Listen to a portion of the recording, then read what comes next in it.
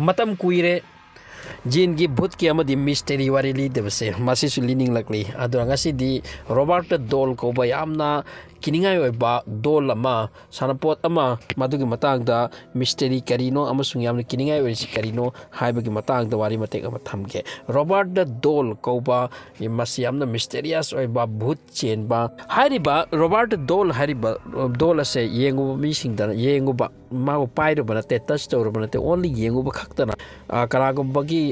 matam jadana sibi yaukre kanagum bagi car accident oiduna mai chak pa yaukre kanagum bagi relatives siki amasung masigi dol ase da interest lor ba mi singi life ta yamna mong chan ke da ba khangu thakta manghan ba dugum ba case ke athokre hairi madu karino masigi Robert Dole hai pot ase yauri se masigi matang da life to toning bu to chaning ba cholu koining ba koyu but Robert Dole hai bisiki manak nasa oina magi manakta chatpasidi khakta kono hainari bani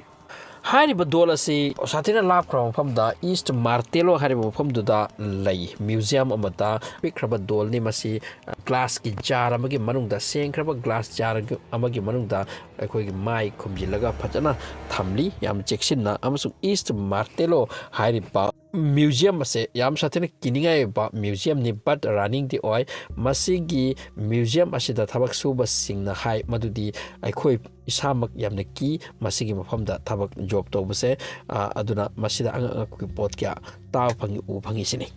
but East Martello haiba museum asida thabak suri singche job to ri singche tung salary am chawna piba maram de masi yamna kiningai ba risk leiba job amani aduga museum aduda leiriba entire museum aduda leiriba pot punamakka madusu kashunate adubu kiningai oiribse only Robert Dole hariba Dole ase asi khaktani museum asida khoi makni danger ore masigi marakta sang base yamna risk ni amasung madugi Dole do thamloba numittagi masigi museum ase phawri bani amasung yamna asoi ngam se thokre asumna hai hojiki Robert Dole asigi mamang da chala kana gomba amana mobile ga photo kap ke to matam da maki photo ase blur oichini aduga yamna chawba afaba camera natana maki photo ase clearly lobo gamde aduga hai ba Robert Dole hai sigi mamang da minute taratang chatlaga lepu amasung 4 lakh 6 lakh pini haidre challenge kya to rakre hairi masida dharma da yamna thajaba mi oigera natraga dharma da thajaba mi oigera hairi ba Dole asigi mamang da 10-15 minutes lairu matam da maki kok ase nakalam da ki side da puki mak se karano kari maram gino masida lakni base asigu bo wakhan ase kauhan praga atop tai bang da chathan ki aduga maki mind ase ngauhan ki haina asigu wari ka asuliri aduga aikoina film ama ukre the conjure haida sathina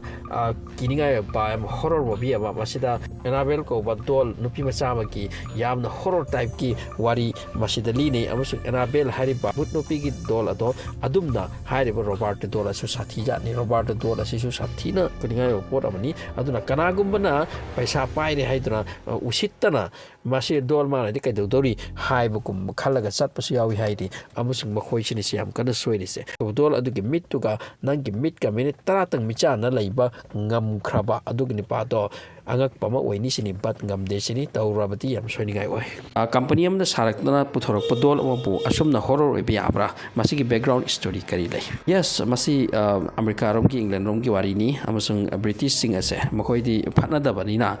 amana amada sokna papan na ba black magic ki amateng loraga masi toram bani 1904 da family am leiram ya yamna ina kara khun ba family masida athamba nupi ma leibajani haiba athamba nupi se laira anangni amasu usipi da aduna thabak sude phubiba amama phubiba angang suiba maduna makna black magic to han kibani hai market ta salaga shop amagi mamang da haiba Dole se yalambani amasu masigi Dole se man hudana purakpani amasung black magic to raga ngasai gi yum asida laiba angang ani da makna khudol tam kibani mele asigi ahan singche ahal loire aduga angang singche mokhoi